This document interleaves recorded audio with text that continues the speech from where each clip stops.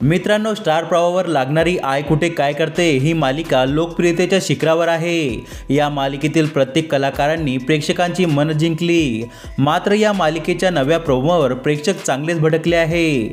I कुठे काय करते मध्ये आता मोठा ट्विस्ट येणार आहे। मालिकेची वेळ बदलण्यात आल्यानंतर आता कथानकातही बदल होत असल्याचे संकेत या नव्या प्रोमोमध्ये दाखवले। आता अरुंधतीवर दुःखाचा डोंगर कोसळणार आहे। मालिकेत आशुतोषचे निधन झाल्याचे दाखवण्यात येणार आहे।